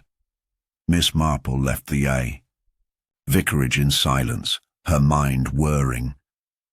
The pattern was not just in the books or the letters, it was in the movements, the rhythm of the village. Everyone had their habits, their appointed days. And Cecilia had built her days around observation, around finding the anomaly. Someone had been altering routines, shifting roles to create proximity, appearing when others did not expect them. She went straight to Inspector Cray's temporary office and requested the official log of visitors to Rose Cottage in the weeks prior to the death. One entry, listed by the local post service, caught her attention. A courier from Florence had arrived with a parcel, but the signature collected wasn't Cecilia Harper's, it was. Signed by C.R. Cray frowned. "That confirms Cynthia took it." Miss Marple shook her head. "It confirms someone wanted us to believe she did." She thought again of the lavender scent. Not in the letter, but in the room itself. It had lingered more in the parlour than anywhere else.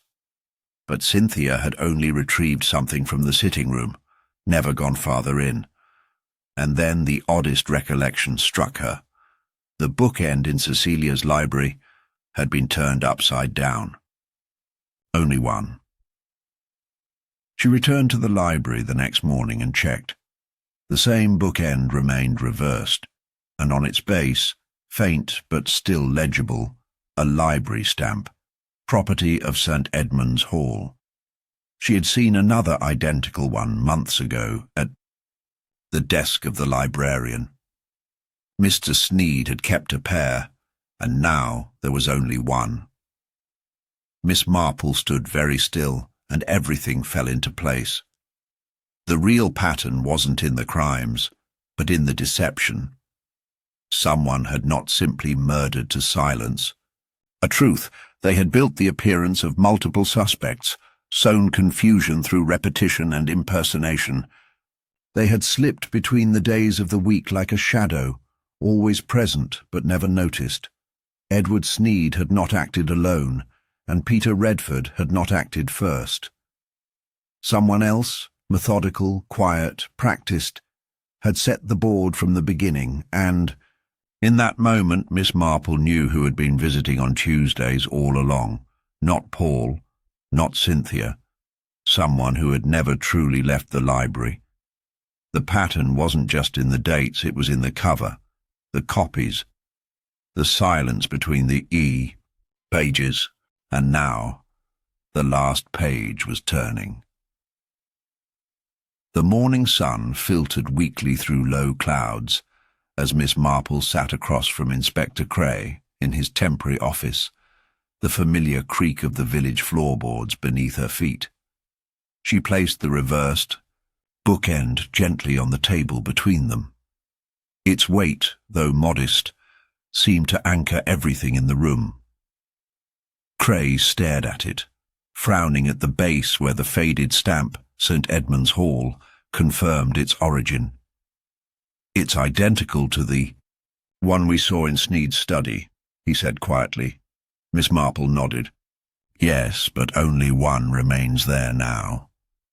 This one I found in the Harper house, tucked behind the lower shelf in her parlour. It had been moved, perhaps used to prop open something at one time. Someone meant to leave it as nothing more than furniture. But it was a mistake." Cray's brow furrowed. "You're certain it wasn't Sneed who placed it there?" "Quite certain. Edward Sneed never returned to Rose Cottage after the initial search. And he wouldn't have left behind something so identifying, not after being so careful for so long." She leaned forward, voice low. "But someone else used to help him shelve books. Someone who once sorted archives during the war. Someone who's been watching us all without ever standing in the spotlight." Cray sat back slowly. "You think there's another player?" "I don't think. I know." She pulled a small paper from her handbag, a visitor's sign-in sheet from the church records. One line stood out, recent, written in a firm, upright hand, C. Remley. The initials matched the library log. A volunteer no one had ever questioned. "Colin Remley," Miss Marple said softly. "He took over volunteer cataloguing at the library after the war. Quiet man, always there in the mornings, often seen shelving alone."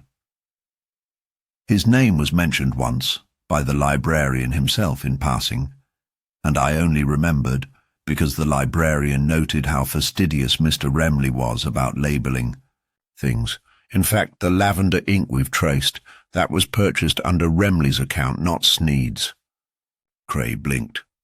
Remley. I hardly remember the man.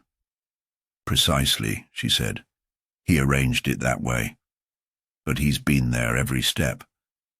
Tuesday visits to Rose Cottage under the guise of returning borrowed items. The false initials in the vicar's log. The forging of Cynthia's name on that delivery. He was the quiet hand that smoothed every scene and erased every trace. He was the one who made Peter Redford look like the centre of the web, when he was only one strand. Cray ran a hand over his mouth. But why? What could drive someone to go to such lengths? Miss Marple paused, drawing in a breath. I believe it began long before the war, back when St. Edmund's Hall was used for sensitive communications. Colin Remley was a low-level clerk then, unnoticed, unthanked, but privy to a great many secrets. He wasn't just transcribing memos. He was absorbing them, but he wasn't named in the Harper files. He wouldn't be. He made sure of that. But he would have known about Peter Redford, his real identity, his betrayal. He would have known Cecilia's proximity to it, even if she never fully understood what she'd been caught up in. And he held on to that knowledge like a precious thing, not out of loyalty or justice, but for control. Cray shook his head. Control. Yes, she said gently. You must understand, Inspector, Remley didn't act out of revenge or greed. He had no personal ties to Cecilia, no stake in Peter Redford's downfall. What he craved was certainty, a world he could shape. He had lived for decades as the silent one in the room, the man who saw everything, remembered every name, every face, every letter, filed and misfiled. And when he felt the balance shift, when Cecilia began pulling at the old threads, when the past threatened to write itself differently, he acted. Cray stood and began to pace. So, the letter to Florence was intercepted by Remley. Before even Sneed or Redford saw it, he read it, realized she was going to reveal everything, including the possibility of a child. And that, Miss Marple's voice grew softer, that struck at the one thing he couldn't allow, uncertainty. If Cecilia Harper's story went public, if the facts of Peter Redford's betrayal came out, the tidy archive of secrets Remley had maintained would unravel. Cray rubbed at his temple. But why go so far as to arrange a murder? Miss Marple answered with quiet certainty. Because in his mind, it wasn't a murder. It was a correction, a redaction. He believed she had veered from the proper narrative, that she'd allowed guilt to override discretion, and people like Remley, Inspector, they live in the margins. They crave order, not truth. Cray looked at her. We'll need to bring him in, quietly, no alarm. But Miss Marple was already on her feet. You won't find him at home. He hasn't lived at the address in the council files for over a year.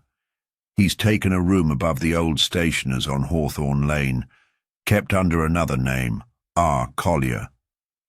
Cray stared. You knew. I suspected when I saw the delivery slip signed under the wrong initials. A quiet man always leaves behind an alias or two, and he was too clever to make noise with his real name. Within an hour, Cray's team located the room.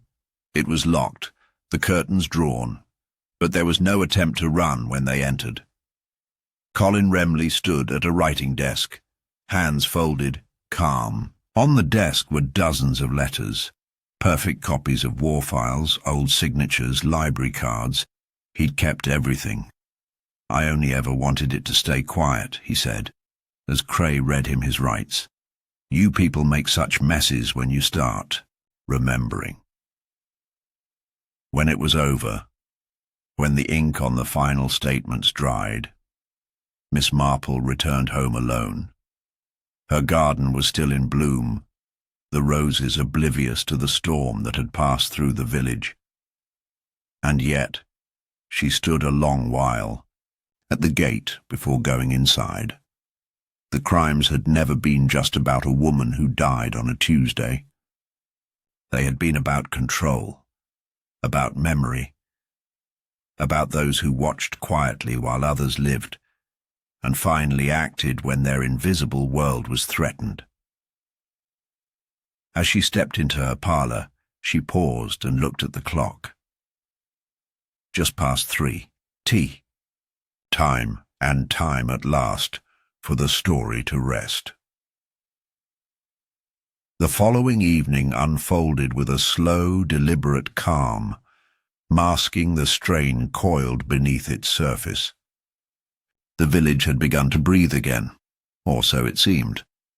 Peter Redford had been transferred to a secure facility, Edward Sneed awaited trial, and Colin Remley had not spoken since his arrest. Inspector Cray, though outwardly satisfied with the capture, remained uneasy. It was Miss Marple who had reminded him, gently but firmly, that even the most meticulous conspirator rarely acts entirely alone. That thought lingered with her too, as she prepared for the final stage of what had, from the start, been a story of hidden rooms and deeper corridors. The evidence was overwhelming now. Letters intercepted, routines altered, names forged, objects repositioned, as if lives were chessboards. But one question gnawed at the edge of resolution. Why had Cecilia Harper felt compelled to act when she did? What had finally made her break her silence after years of seclusion and regret? The answer hadn't been in any of the statements or documents. It hadn't been in the Florence letter or even in the recovered books. It had come instead from a glance, an accidental one. Miss Marple had cast over an old photograph on Cecilia's mantelpiece days ago. It had been moved slightly during the initial search, revealing the name of the studio embossed on the backing. Arkwell Portraits, Eastbourne. The same surname as the solicitor, Mr. Colin Arkwell, who had handled Cecilia's modest estate. He had appeared once at the tea circle, then vanished from the narrative entirely. Quiet, forgettable, respectful, everything one expects from a provincial legal man. But when Miss Marple inquired discreetly about his office, she learned something. Curious, he had taken over the practice only recently, inheriting both the business and the name from his uncle. And before Eastbourne, he had lived in Oxford, a place where Colin Remley had once worked under an assumed post-war name. It was too clean, too easy. She asked Cray for the man's file. No criminal history, but his passport photo, when compared with a wartime image of Remley's known associates, showed a familial resemblance too precise to ignore. Miss Marple requested a meeting with Mr. Arkwell, ostensibly to discuss a bequest Cecilia had left behind. He agreed willingly and even offered to come to her cottage. That was when she made her final preparations. She arranged the parlour with care. The fire was lit. Tea was poured, but untouched. A small table by the window held 3 objects: Cecilia's letter, the library ledger, and the photograph with its embossed backing. Cray waited in the adjoining room, silent as stone. Miss Marple knew this wasn't just the end of an investigation, it was the edge of a cliff, and she intended to see who stepped off first. Colin Arkwell arrived precisely on time. He was dressed neatly in a grey coat, carrying a slim portfolio, and wore an expression of polite fatigue. "You must forgive the hour," he said, stepping inside. "I've had to cancel 2 appointments, but your letter made it sound rather urgent." Miss Marple gestured for him to sit, her manner warm but unreadable. "I do appreciate your time. There's just one final matter about Cecilia Harper's estate that doesn't sit right with me." He folded his hands. "Of course. I'm happy to clarify anything." She turned the photograph around on the table so the embossed studio name faced him. "I understand your firm handled her affairs, but this was taken years before you inherited the office. So tell me, why did she select your name and not your uncle's for her final arrangements?" There was a pause, just long enough to see the calculation flicker behind his eyes. "I suppose she was simply updated. My name is on the current documents. Yet the original will was never amended, until 6 weeks before her death." She laid the letter beside the photograph. At the same time, she wrote this. A letter, not addressed to her son nor to Peter Redford, but to someone else. Someone she said had always known the full story. Someone she trusted, until she realized they were keeping secrets of their own. Arkwell leaned back. His fingers tapped once on his knee. "Miss Marple, I fail to see what you're implying. I believe she chose your name because she thought she was protecting someone. I believe you encouraged that illusion. But you weren't there to protect. You were there to guide what she revealed and when. And when she began stepping beyond the lines you'd drawn, when she asked too many questions, about the past, about Florence, about Colin Remley, you stepped back and let others handle it." He exhaled once, slowly. "That's a rather imaginative reconstruction." Miss Marple's gaze remained steady. "And yet you didn't report the Florence letter. You never acknowledged receiving it, even after. Inspector Cray showed you the intercepted envelope, and most telling of all, this." She held up the ledger. "Your name appears in the donation records at the library. You funded the replacement of 5 war memoirs last autumn, all 5 of which contained marked passages on treason prosecutions, all 5 of which have since been removed from circulation." His smile, when it came, was thin. "You're very good. Better than I expected." "I'm old," she said quietly, "and people forget that the old were once young. I've seen enough men like you, those who hide behind politeness and clerical neatness. But at some point, the truth leaks out, through a smudged initial. A bent rule, a second cousin in the shadows."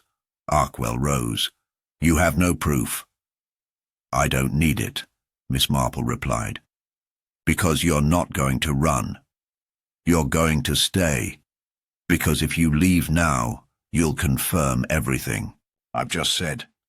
And then came the sound of a second cup clinking behind the door, Cray stepping forward. Arkwell's face hardened, and for a split second his eyes flicked to the door, then to the fire iron by the hearth. But Miss Marple reached for her teacup, slow and calm, and in that hesitation the moment passed. He sat back down, this time not out of courtesy, but defeat. "She was going to expose us all," he said. "Even Remley was panicking. He called me, said he couldn't handle her anymore. I told him to watch her, not to act, but he never listened." Miss Marple folded her hands. "No, he did listen. He followed your silence." "She was going to shame us," Arkwell murmured. "For what? Protecting the state? Keeping names quiet? Preserving something from chaos?" "You weren't protecting the state," Miss Marple said. "You were preserving a story that benefited you. A version of the past where you and your kind were always right. But history doesn't belong to the quiet. It belongs to the ones brave enough to speak." Cray moved forward then, and Arkwell didn't resist. As he stood, he turned once to Miss Marple. "She would have destroyed everything." "She tried," Miss Marple said, But in the end it was you who did. When the door closed behind them, the room felt still again. She looked at the cold tea, the letter, the bookend. So many ordinary things. And yet, in their silence, they had spoken everything that needed to be said. And finally, the case was whole. Rain began to fall again that night, a soft and steady whisper against the rooftops of St. Mary Mead. In the warmth of her drawing room, Miss Marple sat with her knitting, at last returned to her lap, the wool moving gently through her fingers. The fire crackled quietly, and for the first time in many days, she allowed herself the smallest breath of peace. Peter Redford had been secured, Edward Sneed's duplicity exposed, Colin Remley's manipulation untangled, and Colin Arkwell's role finally dragged into light. The web had collapsed inward, every thread accounted for, or so she thought. It was nearly midnight when the knock came, soft, hesitant.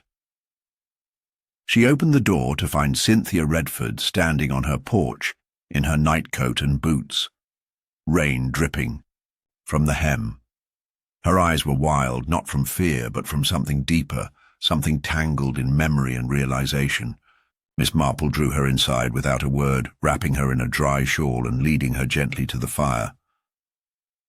"I couldn't sleep," Cynthia said after a long pause. "I kept thinking about that night. About everything you've said. Everything. We all assumed." Miss Marple poured tea, silent, sensing what lingered beneath Cynthia's voice. "I remembered something strange," Cynthia went on. "It wasn't important then. I didn't understand it. But now it feels wrong." Miss Marple sat down beside her, waiting. "The day before my mother died," Cynthia said, "she was nervous, not frightened, but distracted. She told me she was going to change everything, that she'd written it all down. And then she said, 'They'll know what I meant, because the bookends match again.'" Miss Marple froze, the cup halfway to her lips. "I thought she was talking nonsense," Cynthia said. "Some odd habit. But she sounded so certain, like it was a code." Miss Marple rose at once, going straight to her desk and retrieving the photograph again. She turned it over, then stepped quickly to her bookshelf. Two bookends, once mismatched, now reunited. But something else had changed. The small ledger she had placed between them days ago had shifted, as if it had been moved ever so slightly, out of alignment. She pulled the ledger free. Inside was a folded page tucked neatly within its spine. Old, but not yellowed, handwritten. It wasn't a confession. It was a list. Cecilia Harper had written down every person who had visited her in the final 3 months of her life. Names, dates, times, most matched existing records. But one name stood out, appearing more often than any other, always unrecorded, in the official ledgers. It was written in Cecilia's crisp, unmistakable hand, "Lillian Brooks, T, private talk, no one must know." Again next Tuesday. Miss Marple sank slowly into her chair. The fire crackled, the teacups sat untouched. Cynthia sat still, watching her.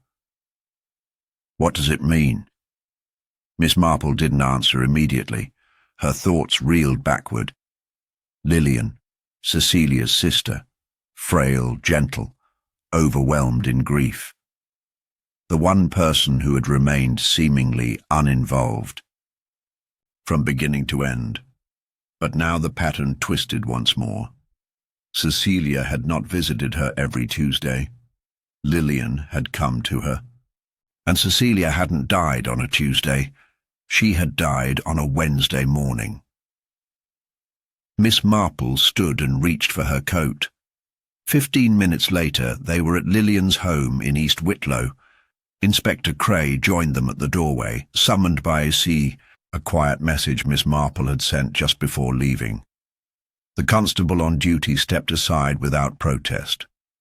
Lillian answered the door herself, wrapped in a shawl, her hands trembling at the sight of Miss Marple in the dark. "Is something wrong?" she asked. "May we come in?" Miss Marple said gently. "There's one last thing we need your help understanding." Lillian hesitated, then nodded, stepping back. Inside, the house was warm and still. Cray remained silent, watching. Miss Marple didn't bother with preamble. "You were at Rose Cottage the morning Cecilia died." Lillian blinked, but said nothing. "She'd asked you to come. You'd spoken every Tuesday in private. She trusted you, shared more with you than anyone else." "She was my sister," Lillian whispered. "Of course we spoke." "But you didn't want her to speak to others," Miss Marple said. "Especially not about Peter Redford or Colin Remley. You were the one who convinced her to stay silent for so long." "She was protecting people," Lillian said quickly. "She didn't want scandal. She didn't want chaos." "No," Miss Marple said. "You didn't want chaos. You'd helped cover it all up. You'd encouraged her to keep the child a secret. You'd written those false delivery slips, not out of malice, but out of fear. You believed that one secret would unravel the life you'd built around silence." Lillian sank into a chair, white as chalk. "She was going to send the letter," she said. "I begged her not to. She wouldn't listen." "So you returned the next morning," Miss Marple continued softly. "Not to hurt her, just to try once more. But she was resolute. She told you she had finished everything, left a copy of the list inside the library ledger. That was when you panicked. You didn't mean for her to die, but you moved her, hid the list, burned the wrong page. And when the others came, Remley, Sneed, Redford, you let the web form around them." Cray stepped forward, face grim. "You let them be caught, knowing your hand was the first to set the chain in motion." "I didn't know what else to do," Lillian whispered. "I thought if I said nothing it would stop." Miss Marple's voice was soft but final. "But secrets never stop. They only pause. And then they return, more cruelly than before." Cray placed a hand gently on Lillian's shoulder, and she made no effort to resist. As the constable escorted her out, the house fell into silence once more. Outside, dawn was beginning to lift, the edge of the sky. Cynthia stood beside Miss Marple, silent in the early light. "After all that," she said, "it was her. The one person she trusted." Miss Marple nodded slowly. "It always is in the end. The person who knows the truth and fears it most." They turned back toward the village as the morning began to stir. The last twist unfurled, and the final shadow laid bare. By the time the village fully awoke, the news had already begun to ripple through St. Mary Mead. Soft voices in corner shops, sideways glances in front gardens, cautious steps around the matter as if saying too much might awaken something still unfinished. Lillian Brooks had been quietly taken into custody. No official charges had yet been announced, only a careful statement from Inspector Cray confirming her involvement in obstructing justice and concealing evidence. The true details were not spoken aloud in the bakery queue or the pews of St. Mary's, but the knowing look said enough. For once, even the most talkative villagers held back, not out of fear, but from reverence. This story had gone deeper than any of them had expected. Miss Marple, as always, returned to her own routine with the same grace that had carried her through every twist and revelation. But Cray arrived that afternoon, not in pursuit of an update, but for closure. He sat stiffly in her parlour, hat balanced on his knee, the fire burning low. She poured his tea, unhurried, before settling across from him. "She's confessed," he said after a moment. "To moving the body, to hiding the list, to sending anonymous notes to Redford to bait his return." Miss Marple stirred her cup once, but not to causing her sister's death. No, she insists Cecilia collapsed on her own, stress perhaps, or her heart finally gave out. Miss Marple didn't look surprised. That may very well be true. But even if it was, Lillian took control of the scene, not from cruelty, but from fear. That decision set the rest into motion. Cray leaned forward slightly, and yet it wasn't Lillian who poisoned the Florence letter. The ink on the envelope was laced with a subtle alkaloid, meant to cause confusion, dizziness. Sneed, or Remley, maybe? She shook her head. Neither.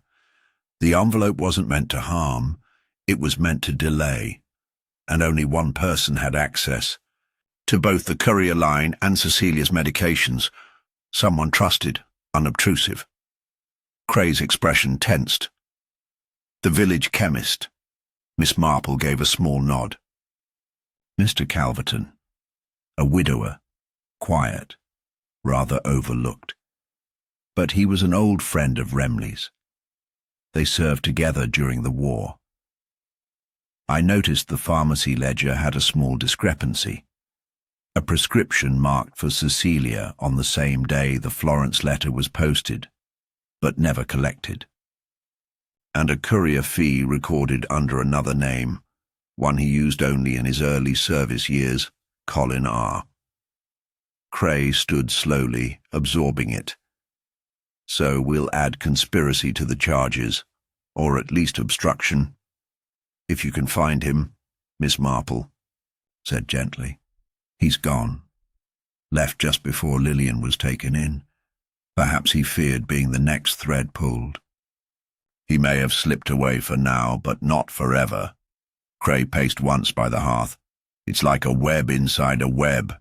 Everyone involved convinced they were protecting something, reputation, stability, family. And in doing so," Miss Marple said softly, "they smothered the one woman who tried to bring truth into the open." Cray sat again, this time with less tension. "What I still don't understand is how you saw it. How you knew Lillian had been there the morning Cecilia died." "It was the bookends," she replied. "Cecilia said they matched again. And only Lillian would know what that meant. They had been split, one in her home, one with Cecilia. That was their sign, a private signal. And when they were reunited, it meant the truth had been written down, prepared. Lillian knew that. And when she saw the match, she knew she'd run out of time."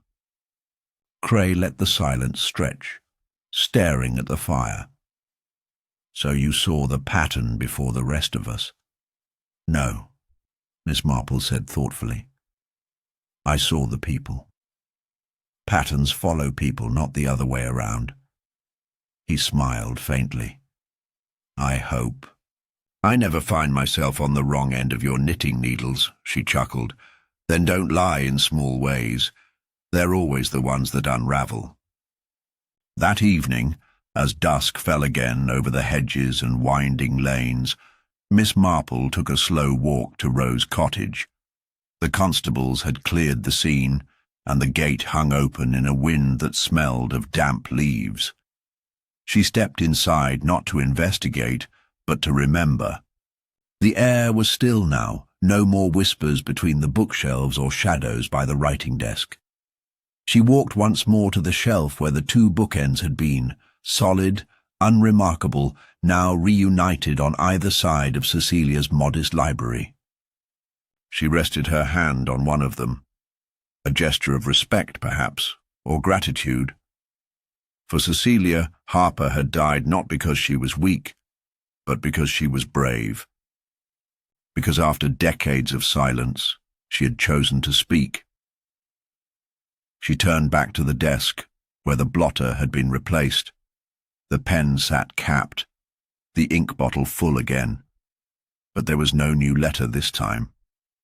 Only absence, the quiet kind that lingered after something final. Outside, the evening was falling thick and blue across the rooftops. Miss Marple stepped back into the lane. The wind brushed softly through the hedgerows, as though carrying with it the last sigh of a secret now freed. Justice had come, not as a shout, but as a whisper. Not with finality, but with understanding. And while not every culprit would face trial, the truth had been named. That, too, was justice, in its quietest, clearest form. She walked home slowly, the last light behind her, the firelight ahead. The morning after her quiet visit to Rose Cottage, Miss Marple returned to her routine as if nothing had changed. The kettle whistled gently on the hob, the sparrows returned to the hedge, and her knitting resumed its measured rhythm. But in her mind, one thread remained uneven, an edge not quite bound. The case was, for all official purposes, closed. Cecilia. Harper's death explained, her secrets unearthed, and the tangle of wartime loyalties and deceptions laid bare under patient scrutiny. Lillian Brooks faced questioning. Colin Remley and Colin Arkwell would not return to St. Mary Mead. Peter Redford, though still denying certain truths, now answered to a larger court.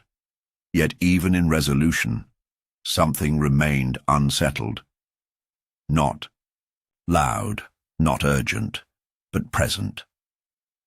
The village had responded to the aftermath with remarkable decorum. Rose Cottage, though still under the watchful eye of the authorities, had been left untouched out of respect. The locals had returned to their habits, though with a gentler tone in their gossip, as though the closeness of tragedy had softened their appetite for rumour. The vicar's wife had taken to quoting scripture about truth and redemption over tea, and the grocer now offered quiet nods rather than prying questions. Miss Marple received a final letter from Inspector Cray that week. Short, courteous and grateful. "No one," he had written, "sees what you see. It's not the facts you find, it's the spaces between them." She smiled at that, not out of pride, but out of recognition. He had begun to understand. Still, she could not ignore the feeling. It came each evening as the sun dipped behind the trees in the hush that came just before dusk, a moment of pause, always then, when the mind wandered to things left behind. She thought again of the list Cecilia Harper had hidden inside the library ledger. Names, dates, visits. But one entry, one very small line, had slipped past notice. A final scribble on the bottom corner, barely legible. Return, LG, unspoken. She hadn't noticed it at first. It had seemed like a filing note, something internal, a reminder perhaps, but LG did not match any names directly involved. It wasn't Lillian, nor any of the known contacts from Cecilia's wartime days. And unspoken. The word felt too intentional, too private. She pulled the list from her side table once more and studied it again. The other names followed. A logic. Library clerks, tea guests, postal contacts. But this one stood alone. The next day, she visited the village archives. The librarian, new, young, eager to please, brought out the staff records when asked. "We're still organising. Since Mr. Sneed's departure," she explained, "some of the older files haven't been properly indexed yet." Miss Marple smiled. "That's quite all right. I'm rather good at reading what's been left out." She found it in the second drawer. Louisa Garside, temporary assistant during the spring of 1944. No departure date recorded, only a note. In the margin, absent after May. No formal resignation. She searched further. There were no subsequent records of employment, no village address, not even a mention in the vicar's marriage or funeral registries. Louisa Garside had entered briefly and then vanished. And Cecilia had remembered her, after all those years, not as a witness, not as a visitor, but as something unspoken. The air in the archive felt colder now. Miss Marple stepped out into the sunlight with her thoughts layered in quiet weight. Louisa Garside. Who had she been to Cecilia Harper? A friend, a confidant, or someone else entirely? She walked slowly through the lane behind the church, one often unused now, its cobbles weathered with moss. It led to an old building, once used for clerical housing, now boarded. But she remembered. During the war, it had served as temporary quarters for staff connected with St. Edmund's Hall. And Louisa Garside's name had not appeared in any public records because she had never been formally posted. She had lived here, briefly, hidden in plain sight. She pushed open the gate, long disused, creaking slightly, and stood for a moment at the threshold. There was no need to go inside, not yet, but her mind was already there. Had Louisa seen something? Had she been involved? Or was she the last name in a chain of witnesses Cecilia had once counted as friends, and more importantly, had she returned? Miss Marple returned home in silence that evening, setting aside the list once again. But not discarding it. There were no more crimes to solve, no immediate danger. But there was a shape forming behind the curtain of history. A name Cecilia had dared not say aloud, yet written down at the end. The kind of clue that meant nothing in court, but everything to a woman who had carried too much alone. As the sky deepened into its usual lavender blue, Miss Marple took her tea outside into the garden. The roses were beginning to nod, touched with dew, and the breeze held the faintest scent of the earth turning toward autumn. She sat quietly, knitting in her lap once more, and allowed herself to rest. But her eyes drifted now and then to the far end of the lane, to the old path near the rectory, and the house with the boarded windows, because somewhere behind one of them, she suspected, another story waited. Not of murder, perhaps, not yet, but of something that had gone missing once, long ago, and when it returned, as all secrets eventually did, she would be there, waiting, listening, and ready.